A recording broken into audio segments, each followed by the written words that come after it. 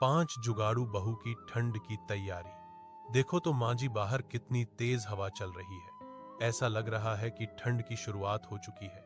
यह ठंड जब भी आती है हमारे गरीबों के झोपड़ों में ठंड की आग बरसा कर जाती है और कुछ ना कुछ बुरा होता है। पिछली बार याद है कैसे हमारी बच्चियां ठंड से तड़प कर दम तोड़ दी थी और बाद में गाय भी। बच्चों को जो दूध मट्ठा मिलता था वो भी बंद हो गया। सही कह रही हो भाग्यवान। अमीरों के घर में तो अच्छे अच्छे पकवान बनते हैं। रजाई गद्दे पर सोकर वो ठंड का लुत्फ उठाते हैं और हम ठंड से परेशान इधर उधर दुबक कर ठंड को बर्दाश्त करते हैं। माँ जी दीदी, हम कुछ कर नहीं सकते क्या ठंड से बचाने के लिए? हाँ, अगर हम ठंड आने से पहले ही बचाव के उपाय कर लेंगे तो हमें परेशानियों को झेलने में मदद मिलेगी। हर चीज के लिए पैसे चाहिए, वो कहां से आएंगे? देख रही हो इस झोपड़ी को, जब से मैं ससुराल आई हूं दोनों जेठानी और मैं हर साल इसे घास फूस से मरम्मत करके चला रहे हैं। तेज आंधी तूफान और बारिश में तो लंका लग जाती है। अब ठंड ही बची है कहर ढाने को। इसी तरह सभी अपने मन की पीड़ा जाहिर करके ठंड से बचाने का उपाय खोज रहे थे कि तभी मैं सोच रही हूं क्यों ना हम बहुएं अपने पतियों से कुछ पैसे भेजने को कह दें। इतने दिन हो गए शहर गए, कुछ पैसे तो भेज ही सकते हैं जिससे हम रजाई गद्दा और कुछ गर्म कपड़ों का बंदोबस्त कर लें और ठंडी में थोड़ी राहत मिलेगी। ठीक कह रही हो दीदी। जिसके बाद सारी बहुएं अपने पतियों से इस बारे में बात करने का निश्चय करती हैं। इससे पहले कि वो फोन करती, रवि खुद सुहानी के नंबर पर कॉल करता है। मम्मी पापा को फोन आया है, देखो पापा फोन किए। हेलो पापा, कैसे हो? बहुत अच्छा हूं बेटा, तुम कैसी हो? मैं भी ठीक हूं और सोनू भैया भी अच्छा है। आप कब आ रहे हो पापा? जल्दी आऊंगा बेटा। मम्मी को फोन दो। मम्मी पापा का फोन आया, ये लो बात करो। अच्छा हुआ जी आपने फोन कर दिया, मैं आपको फोन करने ही वाली थी। वो क्या है ना, ठंडी आ रही है।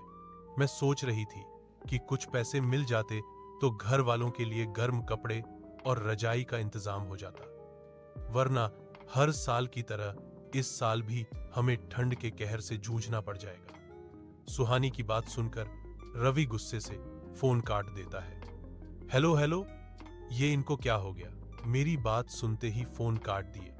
अब फोन भी नहीं उठा रहे। मैं फोन करती हूं, फिर रीमा अपने पति भाईश को कॉल करती है। अजी भैया को क्या हुआ?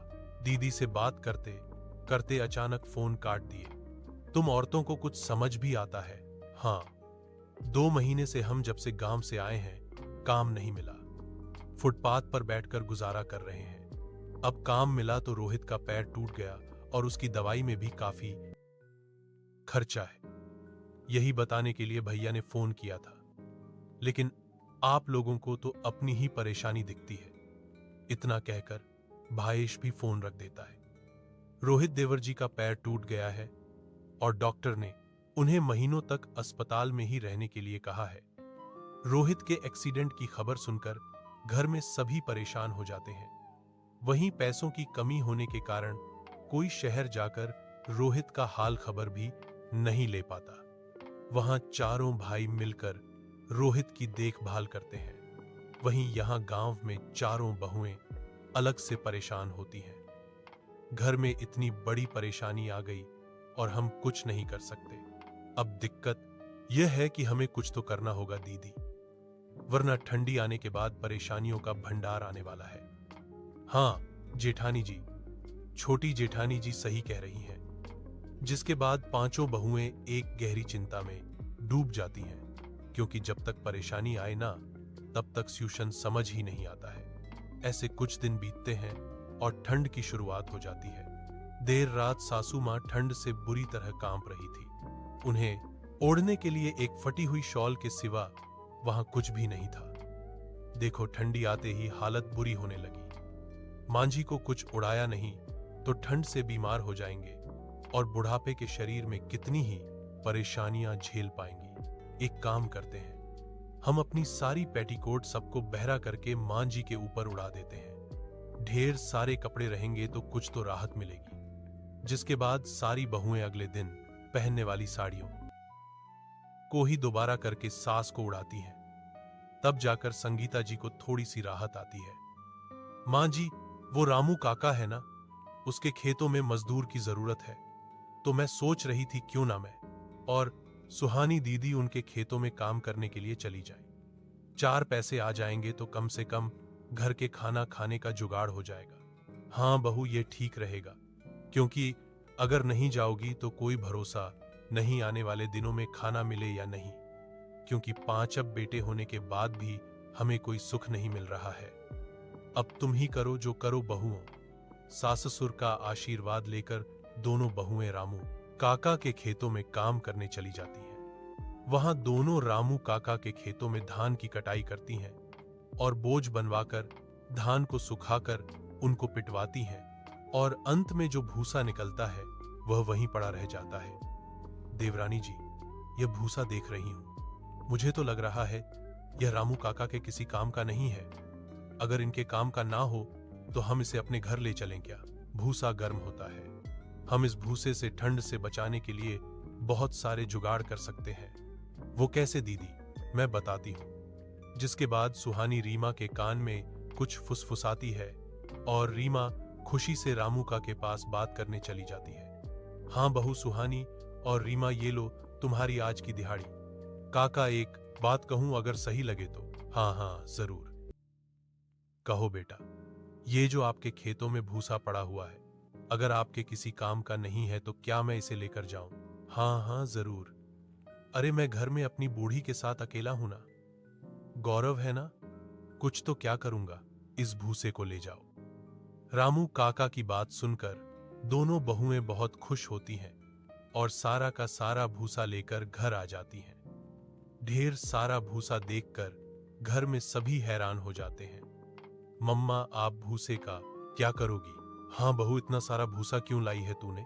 मां जी, रामू काका के खेतों में इन भूसे का कोई काम नहीं था, हमने सोचा ठंड आ रही है, भूसा गर्म होता है, तो क्यों ना हम इस भूसे और मिट्टी से अपने झोपड़ों को ढक दें, इससे झोपड़ा गर्म रहेगा और हमें ठंड भी कम लगेगी। हमारी बहुएं आई नए जमाने में, लेकिन मुझे यह देखकर खुशी होती है कि बहुओं को हर सिचुएशन में ढलना आता है। जिसके बाद 5 बहुएं मिलकर तालाब की मिट्टी लेकर आती हैं और उसमें भूसा मिलाकर अपने झोपड़े पर लगाती हैं और ऊपर से घास चिपका देती हैं ताकि झोपड़ा मजबूत रहे और बाहर से आने वाली ठंडी हवा अंदर ना जा सके। बहुएं पूरे झोपड़े को ऐसे ही ढक देती हैं और झोपड़े की छत पर भी पहले मिट्टी और भूसा लगाकर झोपड़े का ऊपरी सिरा मजबूत करती हैं और ऊपर से घार डाल देती हैं, जिससे पूरा झोपड़ा मजबूत और गर्म हो जाता है शाम में। आज तो थकान लग गई, लेकिन हमने ठंडी से बचाने के लिए अपने घर का काम पूरा कर दिया। अरे वाह जेठानी जी, आपका जुगाड़ तो काम कर गया। देखो हमारे झोपड़े के अंदर कितनी गर्माहट हो गई। अब तो पूरी ठंडी बाहर से आने वाली हवा से थोड़ी बहुत राहत मिल जाएगी। चलो अब जल्दी से खाना बनाते हैं, आज सारा दिन घर की मरम्मत नहीं चला गया। अभी तो बहुत काम है, सभी भूखे हैं। आज तो पानी भी नहीं भरा घर में, मैं पानी भर कर लाती हूँ। फिर काजल रीमा के साथ नदी के पास पानी भरने जाती है। ठंडी के कारण नदी का पानी बहुत ठंडा होता है और पानी भरने में उन्हें काफी ठंड लग रही होती है। पानी लाते लाते दोनों बहुओं के हाथ बर्फ की तरह ठंडे पड़ जाते हैं। ये तुम दोनों इतनी कांप क्यों रही हो? इस ठंडे ठंडे पानी से अभी आप काम करोगी ही तब पता चलेगा। सुहानी जैसे ही पानी को छूती है वो बर्फ के जैसा ठंडा होता है। ठंड की शुरुआत में ही इतना ठंडा पानी, बाप रे, दिसंबर की ठंडी में तो हमारा बर्फ बनने वाला है। मैं क्या सोच रही हूँ जेठानी जी और देवरानी जी, हम ठंडी आने से पहले ही क्यों ना कुछ जुगाड़ कर लें। ठंड में पानी इतना बर्फीला होता है कि हमारी हालत खराब हो जाती है। ठंडे पानी से बच्चों को नहला नहीं सकते और नहाएंगे नहीं तो बच्चे स्कूल कैसे जाएंगे? और तो और माँ बाऊजी की भी तबीयत खराब हो जाती है। ठंडा पानी पीकर और उससे नहाकर पानी गर्म करने में लकड़ियों का बहुत ज्यादा इस्तेमाल हो जाता है और खाना बनाने में भी दिक्कत आती है। तो तुम कहना क्या चाहती हो? मैंने पड़ोसन के यहाँ ना पानी गर्म करने वाली मशीन देखी थी। हमारे पास पैसे, काम कर गया। देखो हमारे झोपड़े के अंदर कितनी गर्माहट हो गई। अब तो पूरी ठंडी बाहर से आने वाली हवा से थोड़ी बहुत राहत मिल जाएगी। चलो अब जल्दी से खाना बनाते हैं। आज सारा दिन घर की मरम्मत नहीं चला गया। अभी तो बहुत काम है। सभी भूखे हैं। आज तो पानी भी नहीं भरा घर में। मैं पानी भर कर लाती हूँ। फिर काजल रीमा के साथ नदी के पास पानी भरने जाती है। ठंडी के कारण नदी का पानी बहुत ठंडा होता है और पानी भरने में उन्हें काफी ठंड लग रही होती है। पानी लाते लाते दोनों बहुओं के हाथ बर्फ की तरह ठंडे पड़ जाते हैं। ये तुम दोनों इतनी कांप क्यों रही हो? इस ठंडे ठंडे पानी से अभी आप काम करोगी ही तब पता चलेगा। सुहानी जैसे ही पानी को छूती है वो बर्फ के जैसा ठंडा होता है। ठंड की शुरुआत में ही इतना ठंडा पानी। बाप रे, दिसंबर की ठंडी में तो हमारा बर्फ बनने वाला है। मैं क्या सोच रही हूँ जेठानी जी और देवरानी जी, हम ठंडी आने से पहले ही क्यों ना कुछ जुगाड़ कर लें। ठंड में पानी इतना बर्फीला होता है कि हमारी हालत खराब हो जाती है। ठंडे पानी से बच्चों को नहला नहीं सकते और नहाएंगे नहीं तो बच्चे स्कूल कैसे जाएंगे? और तो और माँ बाऊजी की भी तबीयत खराब हो जाती है। ठंडा पानी पीकर और उससे नहाकर पानी गर्म करने में लकड़ियों का बहुत ज्यादा इस्तेमाल हो जाता है और खाना बनाने में भी दिक्कत आती है। तो तुम कहना क्या चाहती हो? मैंने पड़ोसन के यहाँ ना पानी गर्म करने वाली मशीन देखी थी। हमारे पास पैसे नहीं है कि उसे खरीद ले, लेकिन मैंने उसके मोबाइल में देखा था कि वह बनती कैसे है। हम जुगाड़ से पानी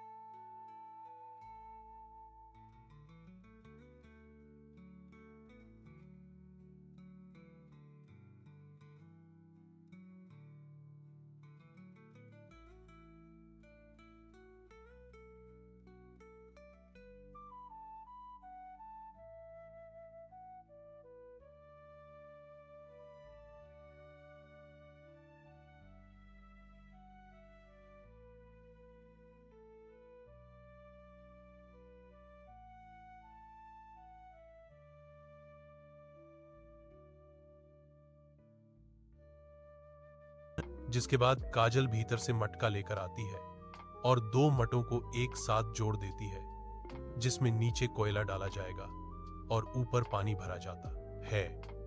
कोयले की गर्माहट से धीरे धीरे पानी गर्म होता है। बहुओं का बिना बिजली वाला गीजर बस थोड़े से जुगाड़ से तैयार हो जाता है। अरे वाह, मुझे तो यकीन ही नहीं हो रहा। हमने इतना बढ़िया जुगाड़ लगाकर घर पर नहीं है कि उसे खरीद ले, लेकिन मैंने उसके मोबाइल में देखा था कि वह बनती कैसे है। हम जुगाड़ से पानी गर्म करने की मशीन बना सकते। उससे हमारा काम बहुत ही ज्यादा आसान हो जाएगा। लकड़ियां भी ज्यादा खर्च नहीं होंगी और ठंडी में पानी भी आराम से गर्म हो जाएगा। ठीक है, हम फिर पानी गर्म करने के लिए बढ़िया सा गीजर तैयार करेंगे। लेकिन वो बनेगा कैसे? हमारे घर में बहुत सारा मटका रखा हुआ है जो ठंड में किसी काम का नहीं है। मैं सोच रही हूं कि उसकी दो परत बनाकर नीचे कोयला रखें और ऊपर पानी। नीचे से कोयला डालते रहेंगे और ऊपर पानी उबलता रहेगा। उसमें गर्म होने वाला पानी हम आसानी से ले लेंगे। आजकल बाजार में ऐसे मटका गीजर आसानी से मिल भी जाते हैं, लेकिन बहुत महंगे होते हैं। दीदी, आपका प्लान तो बहुत ही जबरदस्त है। मैं तो सोच भी नहीं सकती कितना गजब का सामान हम घर पर बना सकते हैं। और कोयला तो हमें आसानी से मिल जाता है। खाना बनाने के बाद चूल्हे में ढेर सारे कोयले बच जाते हैं जो बर्बाद हो जाते हैं। हम उसी को गीजर में डालकर इस्तेमाल कर लेंगे। जिसके बाद काजल भीतर से मटका लेकर आती है और दो मटों को एक साथ जोड़ देती है, जिसमें नीचे कोयला डाला जाएगा और ऊपर पानी भरा जाता है। कोयले की गर्माहट से धीरे धीरे पानी गर्म होता है। बहुओं का बिना बिजली वाला गीजर बस थोड़े से जुगाड़ से तैयार हो जाता है। अरे वाह, मुझे तो यकीन ही नहीं हो रहा। हमने इतना बढ़िया जुगाड़ लगाकर घर पर ही गीजर तैयार किया है। अम्मा जी, अब आपको ठंड से घबराने की जरूरत नहीं है। देख रही हो कितनी बढ़िया जुगाड़ लगाया है हमने।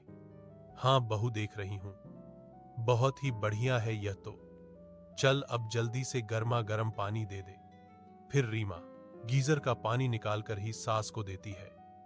यह गीजर में नहाने के लिए नहीं, बल्कि पीने का पानी भी गर्म कर सकते हैं। हमने इको फ्रेंडली तरीके से इसे बनाया है। इस पानी में तो मिट्टी की बड़ी अच्छी खुशबू है। मटके और गीजर का पानी साथ में मिल रहा है इसमें। अब घर में सभी नहाने के लिए मजे से घरेलू बहुओं द्वारा बनाए गए जुगाड़ू गीजर का इस्तेमाल करते हैं, जिससे उनकी लकड़ियों की भी बचत होती है, साथ में बिजली का भी खर्चा नहीं आता। ऐसे कुछ दिन बीत जाते हैं और धीरे धीरे ठंड बढ़ने लगती है। अब तक तो हमारे गर्म झोपड़ी ने हमें बचा लिया, लेकिन लगता है अब ठंड अपना प्रचंड रूप लेने वाली है। हाँ जी, सही कह रहे हैं आप। बाहर इतनी तेज हवा चल रही है। अगर बहू ने घर मजबूत नहीं किया होता तो क्या पता अब तक घर भी हवा में उड़ गया होता। कुछ दिन ऐसे ही बीत जाते हैं। अब घर में सभी को बहुत ज्यादा ठंडी लगती है। एक रात जब सभी सो रहे होते हैं, बच्चे ठंड से कांपने लगते हैं। मम्मी को छुड़ा दो, बहुत डर लग रही है। मम्मी बाहर की ठंडी आवाज हमें बहुत दिक्कत हो रही है। पूरे हाथ पैर ठंडे पड़ गए हैं। सच में बहू बहुत ठंडी है। एक हम गरीब जो ठंड में इतना सतर्क होने के बाद भी ठंड से जूझ रहे हैं, और देखो उन अमीरों को कैसे ठंड में बढ़िया सा रजाई ओढ़कर हीटर की गर्माहट में सो रहे हैं। संगीता जी ठंडी से कांपते हुए पड़ोसन की खिड़की की ओर देखकर बोल रही होती हैं। तभी सुहानी की नजर भी पड़ोसन के घर में जाती है। यहां ब्रांडेड हीटर रखा होता है और उस हीटर की गर्मी से सभी रजाई ओढ़कर मजे से सो रहे थे। काश हमारे घर में भी हीटर होता तो परेशानियां शायद कम होती। हम आग जला देते हैं, थोड़ी तो राहत होगी। पम्मी आग जलाने जा रही होती है कि तभी संगीता जी उसे रोक देती हैं। बहू, तू पागल हो गई है क्या? हमारी झोपड़ी घास की है। अगर यहां आग जलाया तो झोपड़ी के साथ हम भी जलकर राख हो जाएंगे। क्या जेठानी जी, इतना भी दिमाग काम नहीं करता? कोई ना मान जी, हम बाहर आग जला देते हैं। आग की गर्माहट से थोड़ी राहत मिलेगी।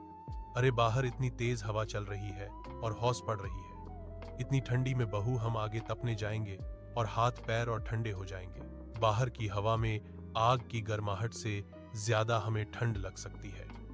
देवरानी जी, बाऊजी सही कह रहे हैं। अभी इतनी ठंड में बाहर और घर के अंदर आग जलाने का आइडिया बिल्कुल सही नहीं है। तो इतनी ठंड में हम करें भी तो क्या करें? ना रजाई गद्दा है ना कुछ। गर्माहट कहां से मिलेगी? पापा जी आप चिंता ना करिए, मैं अभी आती हूं। रात के खाने के बाद अभी भी चूल्हे में थोड़ी सी आग और ढेर सारे कोयले थे।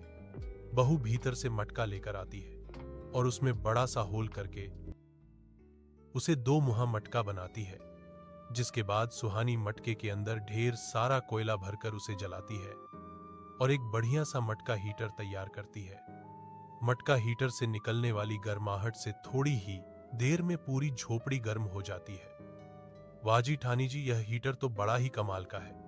वाकई इससे कुछ ही देर में पूरा घर गर्म हो गया और अब बस हल्की ठंडी की अनुभूति हो रही है। हाँ, अब हम आराम से सो सकते हैं, जिसके बाद सभी मटका हीटर की गर्माहट में आराम से चैन की नींद ले लेते हैं। वहीं अगले दिन बच्चे जुगाड़ू गीजर से गर्मा गर्म पानी में नहाकर स्कूल के लिए निकलते वक्त, मम्मी हमारी टिफिन कहाँ है? बेटा आज टिफिन नहीं बन पाई। हमारा चूल्हा बहुत ही ज्यादा पुराना हो गया था, ना तो उसमें दरार आ गई और वो टूट गया। हमारे बच्चों ने सुबह से कुछ नहीं खाया और क्या 5 घंटे और भूखे रहेंगे। वो पड़ोसन पूजा जब भी उसे जरूरत होती है तो वह हमारे पास आती है, इतना खाना फेंकती है। वो अगर 2 बासी रोटी भी मिल जाएंगी तो बच्चों के टिफिन के लिए हो जाएंगी। मैं जाकर उससे पूछती हूँ, जिसके बाद काजल पड़ोसन के घर जाती है, जहां पूजा ठंडी की वजह से पत्थर के रेडीमेड चूल्हे पर खाना बना रही होती है। अरे काजल, तुम यहाँ कैसे? एक मदद चाहिए थी आपसे। अगर 2 रोटी मिल जाती तो बड़ी गनीमत थी। चूल्हा टूट गया और बच्चों को टिफिन में देने के लिए कुछ भी नहीं है। अरे क्या बात हुई, ठंडी में चूल्हा टूटना तो आम बात है। तड़क के टूट गया होगा। बुरा लगा जानकर। अब तो मिट्टी का चूल्हा सूखने में भी टाइम लगेगा। यह देखो, कल ही मैंने अम्मा जान से पत्थर का चूल्हा मंगाया है। हुई 1000 का है, मजबूत है, टूटेगा भी नहीं। काश हमारे पास पैसे होते तो हम भी ऐसा ही चूल्हा मंगाते, फिर अच्छा मजाक है। कोई ना, रात की रोटियां बचे हुए में लेकर आती हूं। अंगीठी पर गर्म करके दे देना बच्चों को। पूजा पेपर में लपेटकर लगभग 5 रोटी लेकर आती है। अगर आप अपनी अंगीठी पर गर्म कर देती तो अच्छा होता। हमारे यहां अंगीठी नहीं है ना। काजल की बात सुनकर पूजा सिर पर हाथ धर लेती है और अपनी अंगीठी पर 10 पन्ने से जल्दी जल्दी 5 रोटियां गर्म करके काजल को देती है। शुक्रिया पूजा दीदी। काजल रोटी लेकर घर आ जाती है और बच्चों को टिफिन में अचार रोटी देती है। वहीं घर पर पूजा, यह गरीब कभी कभी मेरे काम में आ जाते हैं, वरना मैं कतई इनकी मदद ना करूं। घर पर अच्छा हुआ पूजा ने मदद कर दी। 70 बातें सुनाकर मदद की है उसने। वैसे दीदी पूजा के यहां मैंने पत्थर का चूल्हा देखा। उसने ऑनलाइन मंगाया था। हम मंगा तो नहीं सकते, लेकिन बना सकते हैं। क्यों ना हम पत्थर का चूल्हा बनाएं? वो जल्दी टूटेगा भी नहीं। लेकिन पत्थर का चूल्हा कैसे बनेगा? मुझे याद है वह कैसा दिखता था। जिसके बाद काजल बाहर से कुछ ईंट और ढेर सारे पत्थर ले आती हैं और उन्हें चूल्हे का आकार देकर ऊपर से भूसे और मिट्टी का लेप लगाती हैं। जिसके बाद फिर से वह चीनी मिट्टी का लेप लगाकर चूल्हे को चिकना करती हैं और कुछ देर के लिए चूल्हे को जुगाड़ू हीटर के सामने रख देती हैं, जिससे जुगाड़ू बहुओं को जुगाड़ू चूल्हा कुछ ही देर में सूख कर तैयार हो जाता है। अरे वाह, यह तो बहुत ही ज्यादा मजबूत और टिकाऊ है। हाँ, अब तो हमें किसी से ताने भी नहीं सुनने पड़ेंगे। घर में इतना बढ़िया चूल्हा बनकर तैयार हो गया।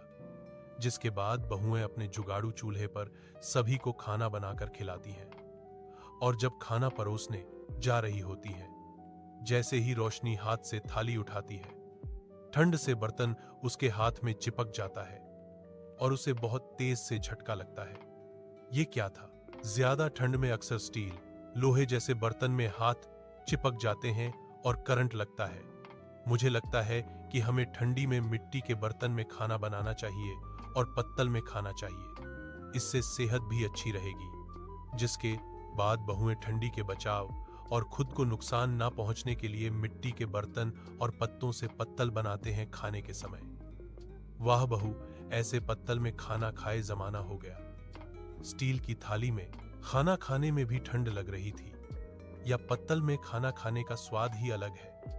और गर्मा गर्म खाना खाकर तो आधी ठंडी यूं ही भाग गई। ऐसे ही दिन बीत रहे थे।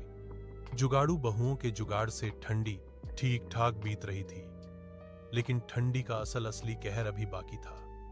नवंबर का महीना बीतते और दिसंबर की शुरुआत में ही इतनी कड़कड़ की ठंड पड़ने लगती है कि घर वाले बहुत ही ज्यादा परेशान हो जाते हैं। बाहर सभी मजे से रजाई ओढ़कर सो रहे हैं। अगर हमारे पास भी रजाई होती तो इतनी दिक्कतों का सामना नहीं करना पड़ता। हमने ठंडी से बचाने के लिए कितने सारे जुगाड़ बनाए, लेकिन ठंडी के कपड़े और मेन जुगाड़ तो किया ही नहीं, क्योंकि प्रचंड ठंडी अभी आनी बाकी थी। अभी भी कुछ नहीं बिगड़ा है। अभी भी हम ठंडी से बच सकते हैं। जिसके बाद काजल अपनी देवरानी और जेठानी के कान में कुछ फुसफुसाती है और काजल का आइडिया सुनकर सभी को बहुत पसंद आता है। जिसके बाद बहुएं घर के अंदर से पुराने खराब और बेकार कपड़ों को हाथ से जोड़कर एक मजबूत और बड़ी सी रजाई की खोल तैयार करती हैं, जिसमें वह ढेर सारा भूसा भरकर एक बढ़िया सी रजाई तैयार करती हैं। भूसे की रजाई गर्म होती है, इससे ठंड से बचने में मदद मिलेगी। लेकिन दीदी, भूसे की रजाई में थोड़ी सी रुई होनी चाहिए थी, वरना बहुत चुभन होगी इसे ओढ़ने में। अरे मैं बताना भूल गई, वो पड़ोस वाली कांत काकी है ना, उन्होंने रुई की खेती की है। कह रही थी कि कल आकर रुई निकलवा देना, पौधों से थोड़ा बहुत हमें दे भी देंगी। बुद्धू पहले बताना था ना। अगले दिन पांचों बहुएं पड़ोसन के खेत में उसकी मदद करवाने जाती हैं और कांत के खेतों का काम खत्म होते ही, देखा बहुआ, गरीब हूं, मैं तुम्हें ज्यादा कुछ तो नहीं दे सकती, लेकिन यह थोड़ा थोड़ा कपास ले जाओ, शायद इससे तुम्हारी मदद हो जाए। कोई बात नहीं काकी, इतना बहुत है। इतनी मेहनत करने के बाद बस थोड़ा सा कपास, यह नहीं कि 6 खदो 100 ही दे देती। देवरानियों मुंह बनाने की जरूरत नहीं है। हमारी और कांत काकी की स्थिति में ज्यादा फर्क नहीं है। हमें जो मिलता है वह भी कम नहीं है। चलो अब जल्दी से इस कपास को हम अपने भूसे वाली रजाई में डालकर आगे पीछे कपास की परत लगा देते हैं, ताकि रजाई गड्ढे भी ना और गर्म रहे। जिसके बाद पांचों बहुएं ऐसा ही करती हैं। पांचों एक बड़ी सी रजाई बनाती है जिसमें वो और उनके बच्चे आराम से ओढ़कर सो सकें, और साथ में 2 लोगों के लिए एक छोटी रजाई तैयार करती हैं। मां जी ये लीजिए, यह रजाई आपके और बाऊजी के लिए है। अब आशा है कि इसे ओढ़ने से आपको बिल्कुल भी ठंड नहीं लगेगी। रात में सभी भूसे और कपास से बनी हुई रजाई को ओढ़कर सोते हैं, जो कि बहुत ही ज्यादा गर्म थी, जिससे किसी को भी ठंड नहीं लगती है। लेकिन रोजाना नीचे जमीन पर सोने के कारण अब सास के कमर में दर्द की समस्या होने लगी थी। एक दिन बहू, बहुत तेज दर्द हो रहा है, कमर में है, ये ठंडी के कारण। जमीन कुछ ज्यादा ही ठंडी है। अब तो जमीन पर सोकर हालत खराब हो गई, कमर में सिर पकड़ लेती है। काश हमारे घर में एक बेड होता तो कभी आपको ऐसे परेशान ना होना पड़ता। दीदी हम भूसे का भी तो बेड बना सकते हैं ना, भूसा और पैरा से वो गर्म भी होगा। अरे हमने तो यह सोचा ही नहीं। जिसके बाद पांचों बहुएं मिलकर भूसा और घास से एक मुलायम और बढ़िया सा बेड तैयार करती हैं, जिसके ऊपर बोरी में पैरा भराकर गद्दा बनाकर डालती हैं। मां जी देखो तो आपका बेड तैयार हो गया। यह भूसे और घास से बना हुआ है। गद्दे के लिए हमने बोरी में पैरा भरा है। आप सोकर देखो कैसा है यह। संगीता जी जैसे ही अपने बेड पर सोती हैं, उन्हें गहरी नींद आ जाती है। लगता है यह जरूरत से ज्यादा अच्छा बन गया है। मां जी तो तुरंत ही सो गई। जिसके बाद बहुएं सास को रजाई उड़ाकर वहां से चली जाती हैं। कुछ दिन ऐसे ही बीतते हैं और बढ़ती ठंड के कारण जब बच्चे स्कूल जाते हैं तो उन्हें बहुत ठंड लगती है। एक दिन मां, बाहर बहुत ठंडी लगती है, एक स्वेटर, दिल हाथ धोना, आपके जुगाड़, ठंड से बचाने वाले सामान के कारण हम घर में तो सुरक्षित रहते हैं, लेकिन बाहर जाते ही हमारी हालत खराब हो जाती है। देखो कितनी बुरी सर्दी हो गई है मां, एक स्वेटर दिला दो ना। हमारे स्कूल में सब स्वेटर पहन कर आते हैं, हम ही ऐसे जाते हैं। टीचर भी डांट लगाती है। बच्चों की ठंड से हालत खराब देखकर सारी बहुएं परेशान हो जाती हैं। मुझे तो समझ ही नहीं आ रहा क्या करूं। बच्चों को स्वेटर दिलाना है, घर का राशन भी खत्म है, वहां शहर में पतियों की अलग परेशानी है, पैसे आ नहीं रहे। दीदी राशन ज्यादा जरूरी है, चलो पहले राशन लाते हैं, फिर बच्चों के कपड़ों का जुगाड़ करेंगे यहां वहां काम करके। दोनों बहुएं कोटे से राशन लाने जाती हैं। तभी लंबी लाइन में लगकर वह दाल, चावल, गेहूं सब लेती हैं। बहुएं राशन ले ही रही होती हैं कि तभी उन्हें दुकान के कोने में ढेर सारी फटी और झूठ की खराब बोरियां नजर आती हैं। राशन वाले भैया, वो बोरियां आपके काम की है, अगर खराब की होती तो ऐसे पड़ी नहीं होती। फटी पुरानी है, कोई काम की नहीं है, ले जाना हो तो ले जाओ। राशन वाले की बात सुनकर बहुएं खुश हो जाती हैं और राशन के साथ घर में सारी बोरियां भी ले आती हैं। इतनी सारी बोरियां देखकर घर वाले हैरान हो जाते हैं। अरे इसका क्या बनेगा बहू? झूठ की बोरियां ठंड से बचाने के लिए बेहतरीन है और मुझे बोरी से गर्म कपड़े सिलना अच्छे से आता है। मैं सोच रही हूं कि इन झूठ की बोरियों के झूठ से बचो और आप सभी के लिए अच्छे से गर्म कपड़े बुन दूं। इसके बाद सुहानी बोरियों के झूठ निकालकर उनसे सभी के लिए मोटे और गर्म कपड़े बुनती है, जो कि देखने में काफी ज्यादा बढ़िया लग रहे थे। दीदी ये लो ऊन, बीते साल आपने वो जगमती काकी के लिए स्वेटर बुना था ना, तो वही ऊन बचे हुए थे, मैंने चुपके से रख दिए थे। इससे बच्चों के दस्ताने बन जाएंगे, थोड़े बहुत बन जाएंगे। सुहानी उन्हें देखकर खुश हो जाती है। झूठ के कपड़े बुनने के बाद सुहानी ऊन के दस्ताने तैयार करती है, जो पहनने के बाद बच्चों को बिल्कुल भी ठंड नहीं लगती। इसमें तो और दस्ताने बचे भी हैं। मैं सोच रही हूं क्यों ना इन चारप दस्तानों को पहनने से अच्छा हम बाजार में बेच आते हैं। उन्हीं कपड़े अभी बहुत महंगे बिक रहे हैं, इनसे जो पैसे आएंगे हम उससे और दस्ताने बनाकर बेचेंगे। दीदी फिर तो हम यह जूट के भी कपड़े बनाकर बेच सकते हैं। हाँ हाँ क्यों नहीं, और ठंड में गर्म कपड़ों की कीमत 4 गुना बढ़ जाती है, जिसके बाद बहुएं बचे हुए चारप दस्तानों को बाजार में बेच आती हैं, जिससे उन्हें 100-500 मिल जाते हैं और उन पैसों से वह ऊन खरीद कर दस्ताने बनाती हैं। साथ में जूट की बोरियों का जूट निकालकर उससे गर्म कपड़े भी सिलती हैं। बहुएं के बनाए हुए दस्ताने और कपड़े बाजार में और आसपास के लोगों को काफी ट्रेंडी और अच्छे लगते हैं। अरे ओ बहन, मैंने कई लोगों को तुम्हारे बनाए हुए दस्ताने और कपड़े पहने हुए देखा है, मुझे भी चाहिए था। बाजार से ब्रांडेड कोठी लाई थी, लेकिन उसमें भी ठंड लग रही है। मेरा बेटा इनके हाथ से बनाए ठंडी के कपड़े ले गया था, उसमें बिल्कुल ठंडी नहीं लगती, इसलिए मैं अपनी बुढ़ के लिए कपड़े लेने आया हूं। जिसके बाद सुहानी सभी को उनके साइज और प्रेफरेंस के अनुसार गर्म कपड़े बनाकर देने लगती है। ऐसे कुछ दिन बीतते हैं और 5 बहुएं गर्म कपड़े बनाकर बेचकर ठीक ठाक पैसे कमा लेती हैं। वहीं उनके गांव में आसपास में काफी गरीब थे, जिन्हें ठंडी में बड़ी परेशानी होती थी। मैं सोच रही हूं जिसके पास हीटर नहीं है, हम क्यों ना कम पैसों में लोगों को हीटर बनाकर बेचे। जिसके बाद बहुएं अपने जुगाड़ से मटका हीटर बनाकर गरीबों को कम पैसों में बेचती हैं और साथ में गर्म कपड़े भी बेचती हैं। गरीबों की दुआओं के साथ उन्हें कुछ पैसे भी मिल जाते हैं।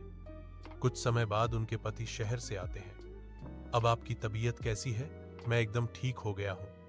5 बेटे घर का हाल देखते हैं और वह हैरान रह जाते हैं। बहुओं ने मटके से गीजर हीटर बनाया था। घास और मिट्टी से ठंड से बचने के लिए झोपड़ा एकदम मजबूत कर दिया था। वहीं ठंडी में गलियों में पड़ी हुई खाली रेड बुल की कैन से उन्होंने ठंडी में रोटी बनाने के लिए अंगीठी बनाई थी। और जुगाड़ू बेड, रजाई, पत्थर का जुगाड़ू चूल्हा और बाकी सारी चीजें देखकर बेटे बहुत ही ज्यादा हैरान थे। अरे यह क्या, आप लोगों ने ठंड के कपड़े नहीं पहने? देखो ठंडी से कैसे कांप रहे हो। रुको मैं अभी आई। सुहानी भीतर जाती है और सभी के लिए हाथ से बनाए हुए जुगाड़ू गरम कपड़े ले आती है। भाभी यह क्या है? आपने हाथ से बनाया है क्या? हाँ, इससे आप लोगों को ठंड नहीं लगेगी। पहले आप गीजर के पानी से नहा लो, फिर यह कपड़े पहन लो। सभी नहाकर बहू के बनाए हुए गर्म कपड़े और दस्ताने पहन लेते हैं, जिससे उनकी ठंडी पूरी तरह भाग जाती है और वह भी ठंडी में जुगाड़ू सामान का आनंद लेने लगते हैं। हमारे यहाँ ना होते हुए भी आप लोगों ने सब कुछ बहुत अच्छे से संभाला है, हमें माफ कर देना। मुश्किल समय में हम साथ नहीं थे। अब हमने शहर में हर चीज का जुगाड़ कर लिया है, चाहे तो वहां भी चलकर रह सकते हैं। जिसके बाद कुछ दिन बहुएं गांव में ही जुगाड़ू सामान बनाकर बेचती हैं और फिर अपने पति और परिवार के साथ शहर चली जाती।